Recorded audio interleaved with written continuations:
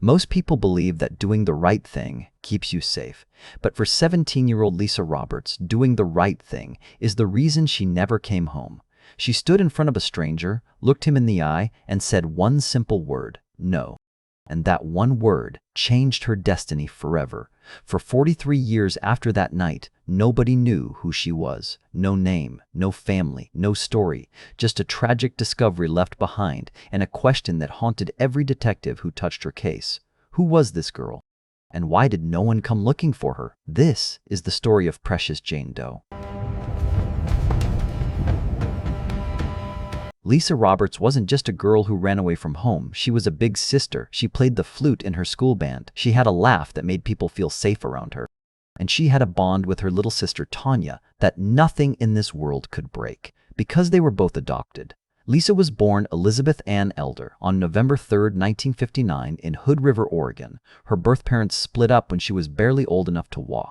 Her mother remarried, started a new family, and made a decision that would follow Lisa for the rest of her life. She gave her away. At 2 years old, Lisa was taken in by Troy and Dolly Roberts, a couple living in Roseburg, Oregon. They gave her a new name, a new home, a chance to start over. And for most of her childhood, that's exactly what it looked like. But here's the thing about being given away when you're too young to understand why. It leaves something behind, a crack. A quiet little question that sits in the back of your mind and never fully goes away. Why wasn't I enough? Lisa's little sister Tanya understood that feeling better than anyone. She was adopted too, and years later she would say something about Lisa that tells you everything you need to know. She said, "I looked up to Lisa as my big sister. She would spend time with me. She would play with me. We had a really good bond because we were both adopted. We understood each other's pain, the pain of being given away once already. 2 girls, both handed off by their birth families.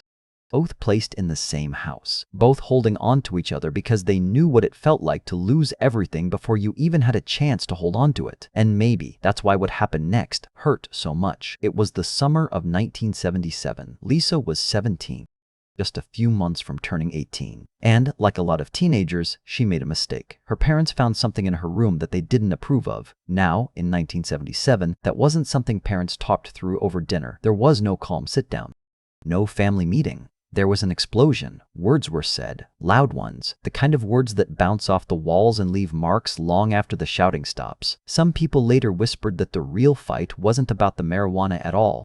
They said maybe Lisa had just found out she was adopted, and that was the thing that truly broke her. But her father shut that story down. He said Lisa already knew. She had known for years. The fight was about that discovery, nothing more. But here's what I keep coming back to. Was it really just about a small bag? Or was there something else building inside Lisa for a long time, something that finally cracked open that summer and pushed her out the door for good? Because whatever was said in that house that day, it was enough. Lisa didn't pack her things. She didn't leave a note. She didn't say goodbye to Tanya. She just left. On July 25, 1977, her father walked into the Roseburg Police Department and filed a report. His daughter was gone. Weeks passed. No phone calls, no letters, nothing. Lisa's parents waited. Every time the phone rang, they jumped. Every time someone knocked on the door, they hoped. And then, one day, the phone finally rang. It was Lisa. She was calling from a payphone in Everett, Washington. That's almost 300 miles north of Roseburg. A 17-year-old girl, completely alone, in a city where she knew no one, standing inside a phone booth with barely enough change to make the call. She asked her parents to send money. They didn't hesitate, not even for a second. They wired a check to a branch of Seafirst Bank in Everett. They begged her to come home. They said they weren't angry anymore. They said none of it mattered now, not the fight, not the marijuana, nothing.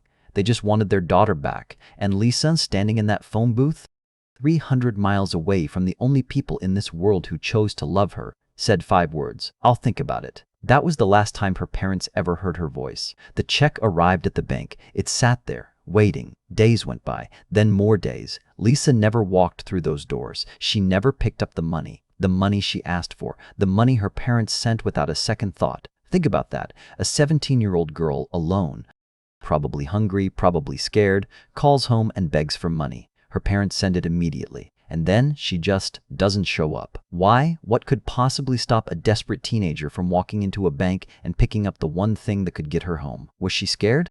Was she lost? Or had she already crossed paths with someone who made sure she would never make it to that bank? The answer was hiding just 15 days away, and when it finally came, it would take 43 years for the world to understand what really happened to Lisa Roberts. August 9th, 1977. 15 days since Lisa walked out of her parents' house. 15 days since her father stood inside a police station and told them his daughter was gone. 15 days since anyone who loved her had seen her face. And on this afternoon, on a long stretch of road just outside Everett, Washington, several people noticed something. A girl, tall, almost 5'10", light reddish-brown hair catching the summer sun, walking alone along the Bothell-Everett Highway right near Silver Lake. She had her thumb out. In 1977, hitchhiking was normal. People did it every day. Teenagers did it without thinking twice. You'd stand on the side of the road, raise your thumb, and hope that whoever stopped was someone you could trust. But hope is not the same thing as safety.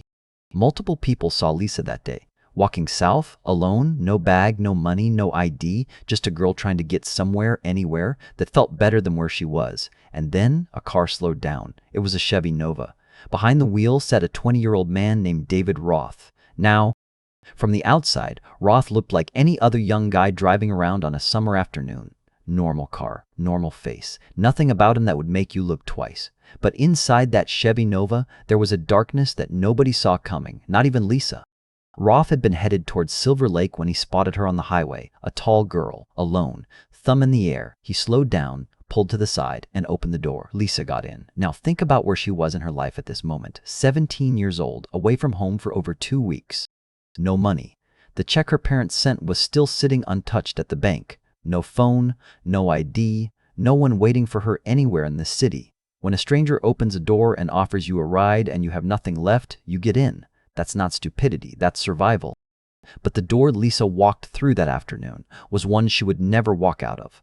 Roth drove. He shared a beer with her. They talked. He was 20. She was 17. 2 young people in a car on a warm summer day, and from the outside, it probably looked like nothing. But Roth wasn't just driving around aimlessly. He turned off the main road, left the highway behind, took a quiet route toward a hidden spot near Mariner High School. No houses nearby, no traffic, no witnesses, a place where no one could see them and no one could hear them. The car stopped. And that's when everything changed. Roth made his intentions clear. He wanted something from Lisa, something she didn't want to give. And this is the moment, the one single moment that defines everything about who Lisa Roberts really was. She was 17. She was alone. She was sitting in a stranger's car, in a place she didn't recognize, with no way to call for help and no one who knew where she was. Most people would have been too scared to say anything. Most people would have frozen. But Lisa didn't freeze. She looked at him and she said no. She told him she wanted to go home. The same place she had been running from 2 weeks ago. The same house, the same parents, the same life she thought she needed to escape. But sitting in that car, in that moment, Lisa finally understood something that most people don't figure out until it's too late.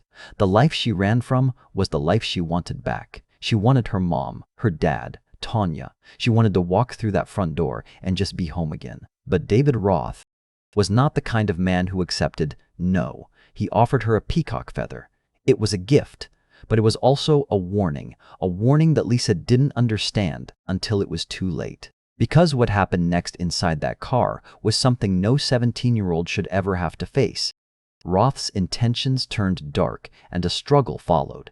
And he made sure that the girl who said no would never say anything again. Lisa fought. She fought with everything she had. A 17-year-old girl who just wanted to go home, fighting for her life inside a stranger's car. But he was stronger, and when it was over, Lisa was gone. But he wasn't done. He tried to hide what he had done, leaving her in a secluded spot, far from the highway and far from the world. He ensured that she would never be able to tell her story, making a choice that would haunt the community for decades. Not because he needed to, it was already over. But because David Roth wanted to make sure that no one would ever look at this girl's face and know who she was. He wasn't just taking her life, he was stealing her name. He left her there, in the bushes, in the summer heat, alone, and then he drove away, thinking he had committed the perfect crime, thinking this nameless girl would be forgotten by the world. But he was wrong. Lisa lay there, wearing a pastel tank top with blue and green and pink stripes, denim cutoffs, blue and white tennis shoes, and a boy's size 7. A Timex watch with a yellow face and a leather band on her left wrist. In her pockets, 17 cents, an open pack of Marlboro cigarettes, and an empty plastic bag. That was it. That was everything Lisa Roberts had left in this world. No wallet, no purse, no driver's license. Nothing with her name on it. Nothing that could tell the world who this girl was, where she came from, or who was still waiting by the phone for her to call. She was 17 years old. She had a sister who loved her, parents who wired money the second she asked, a home that was ready to take her back. But she never made it. For 5 days, she remained there, unnoticed. 5 days in the August heat. 5 long summer days while the sun rose and fell and the world kept spinning without her. Back in Roseburg, her parents were still waiting, still hoping, still telling themselves, maybe she'll call tomorrow. Tanya was still wondering where her big sister went. The check was still sitting at the bank, and nobody knew. Nobody knew that the girl they were all waiting for was already gone. It took 5 days for someone to stumble onto what was left of Lisa Roberts. It took 2 years for her killer to stand in a courtroom, and it took 43 years for the world to finally learn her name. Because on August 14, 1977, a group of blackberry pickers wandered into those bushes near the highway and found a girl no one could identify, no face they could recognize, no name they could give, just a body, just silence, just questions, and a story that was about to go cold for over 4 decades. That's how close they were. 4 days after Lisa Roberts took her last breath, the man who ended her life was standing on the side of a road with a police officer staring him right in the face. 4 days. They almost had him. Almost. On August 13, 1977, someone called the police. They reported a man acting strange in a park near Gold Bar, Washington. He was waving a rifle around in the open. Officers were sent to the scene. But on the way there, something else happened. Officer Fred Vanderpool was driving along U.S. Route 2 when he spotted a car, a Chevy Nova. Nothing unusual about it, just a minor traffic violation, routine stop. But when Vanderpool walked up to the window, he caught a smell, a strong, prohibited scent. That was enough to search the vehicle. He found illegal substances hidden inside. He kept looking. He found ammunition, 59 rounds, loaded clips, ready to fire. And then he found something that made no sense at the time. A bundle of peacock feathers, sitting right there in the car, among the bullets and the drugs. A handful of feathers that had no business being in a young man's vehicle. At the time, it was just junk, just some strange item that didn't fit the picture. But 24 hours later, when a body would be found in the bushes just miles from this very spot, those feathers would become the signature of a monster. The man behind the wheel was David Roth. He was arrested on the spot, weapons charge, cannabis possession, and the very next day, August 15th, he was released. Let that sit for a second. The man who had taken a 17-year-old girl's life and left her body hidden in the dirt walked out of custody. On the same day her remains were being pulled from those bushes. He went home. He slept in his own bed. He walked around free. While Lisa lay on a cold metal table in a morgue with no name on the tag and no family beside her, they had him. He was right there, and they let him go. But David Roth was never good at keeping secrets.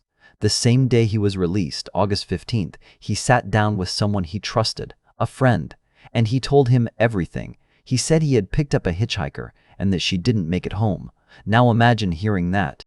Imagine sitting across from someone you know and watching those words come out of their mouth like it was nothing. What do? Do you call the police that second? Do you confront him? Do you walk away and pretend you never heard it? Roth's friend didn't call right away. Days went by, a week, then 2.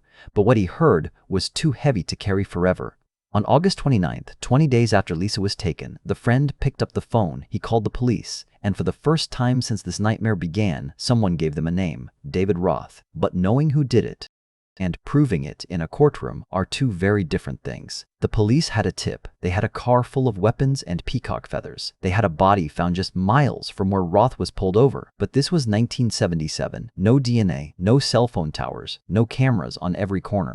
Everything had to be built the old way. Witnesses, statements, forensic evidence, paperwork, and all of that takes time. Months passed. Summer turned to fall. Fall turned to winter. 1977 became 1978. The case file grew thicker. The pressure grew heavier. And David Roth was still out there, free, living his life, while the girl he left in those bushes was lying in a morgue drawer labeled Jane Doe. 17 months. That's how long it took. 17 months of investigation. 17 months of building something strong enough to survive a courtroom. And then, on January 18, 1979, officers arrived at a small apartment in Port Orchard, Washington. David Roth opened the door. This time, they didn't let him walk away.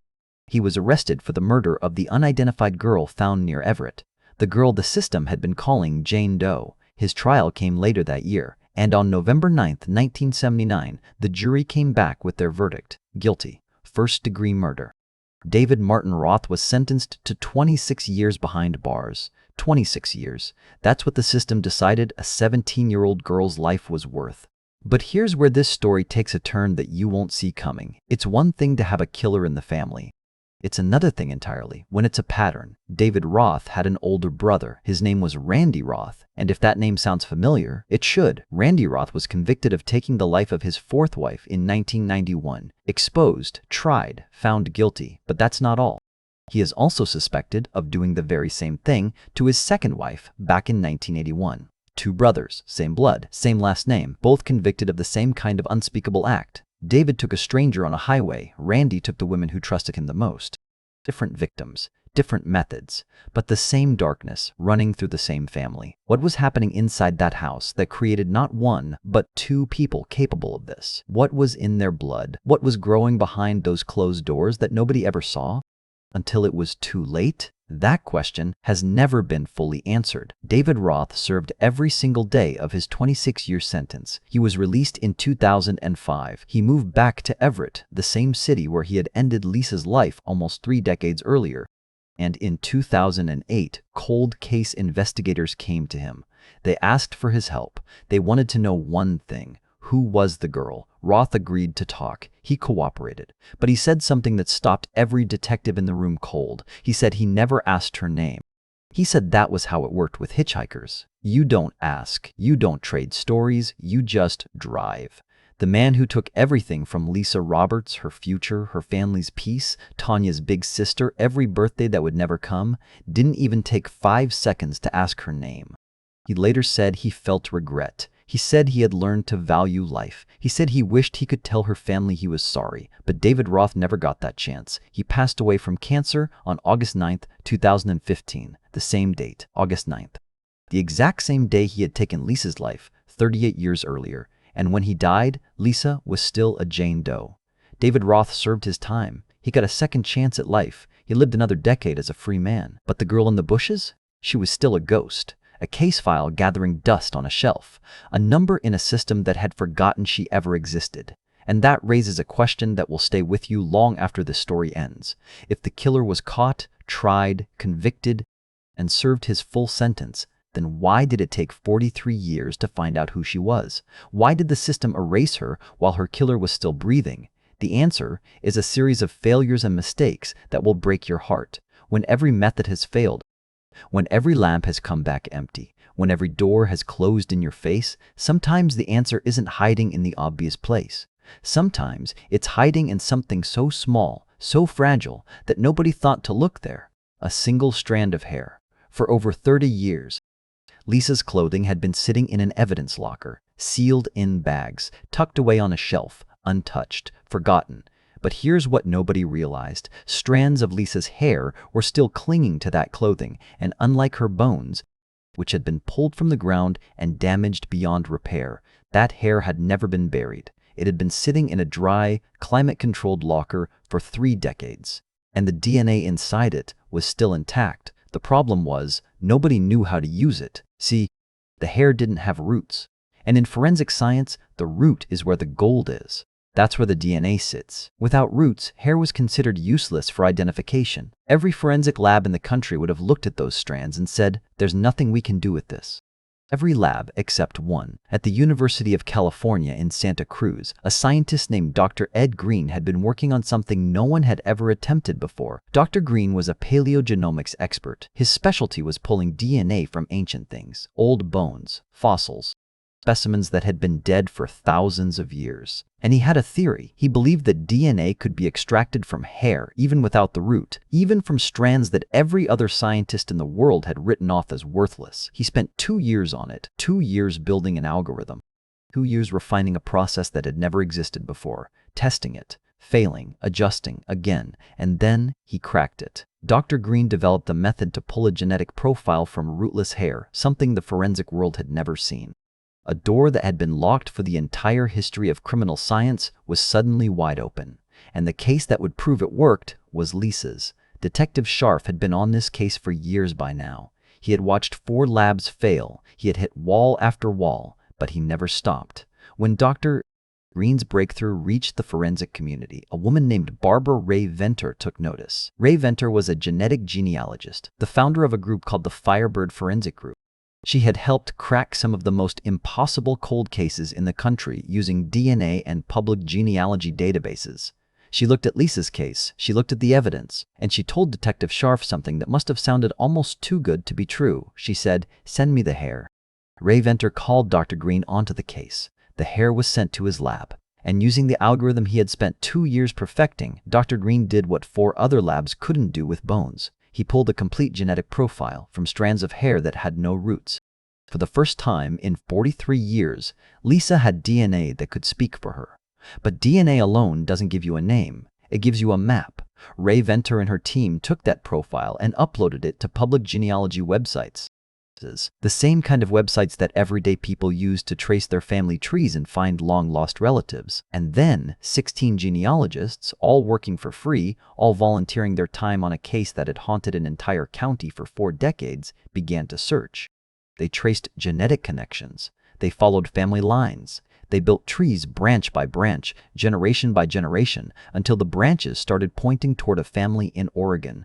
Lisa's biological family. From there, the trail led to her adoptive family, the Roberts family, Roseburg, Oregon. And on June 16, 2020, 43 years after Lisa was left in those bushes, the call was finally made. The Jane Doe found near Everett, Washington, in August of 1977, was Elizabeth Ann Roberts, Lisa, the girl who played the flute, the big sister who used to play downstairs with Tanya, the teenager who called home from a payphone and said, "I'll think about it." She finally had her name back. Detective Jim Scharf had been working this case for 12 years when that call was made. 12 years of dead ends and failed DNA and doors that wouldn't open. And when it was over, when they finally knew who she was, he explained why he had given her a nickname all those years ago. He called her Precious. He said, "This young girl was precious to me because her moral decision from her proper upbringing cost her her life. I knew she had to be precious to her family too, so I had to find them. We needed to give her name back to her and return her remains to her family." David Roth never heard that name. He died of cancer on August 9, 2015, 5 years before Lisa was identified. August 9th. The same date he took her life, the same date that had echoed through this case like a ghost that wouldn't leave. He once said he felt regret. He said he wished he could face her family. He said he had learned to value life, but he never got that chance, and Lisa's family never got to look him in the eye and tell him what he stole from them. After the identification was made public, Lisa's remains were exhumed one final time. He was taken out of that pauper's grave in Everett, the place where she had been lying unnamed for 43 years. And she was brought home to Hood River, Oregon, the town where she was born, the place where her story began before the world got in the way. He was buried at Pine Grove Cemetery, in a family plot, with a headstone that finally carried the name she had been missing for 4 decades. Elizabeth Ann Roberts, Lisa, the girl who just wanted to go home, finally made it. 43 years. That's how long it took for the world to say her name. A 17-year-old girl who ran away from home over a fight that didn't matter. A girl who called her parents from a payphone and almost came back. A girl who got into the wrong car on a summer afternoon and made one brave choice that cost her everything. She said no, and for 43 years, that was all anyone knew about her. But now, because of a strand of hair, a detective who refused to quit, and 16 strangers who gave their time for free, Lisa Roberts is no longer Precious Jane Doe. She is home, she has her name, and her story will never be forgotten again. Now I want to hear from you. What part of Lisa's story hit you the hardest? Was it the phone call to her parents, the system deleting her name, or the fact that it took a strand of hair to bring her home? And here's something I keep thinking about. If that missing persons listing had never been erased on her 18th birthday, do you think Lisa would have been identified sooner, or was the system always going to fail her? Drop your thoughts in the comments. I read every single one.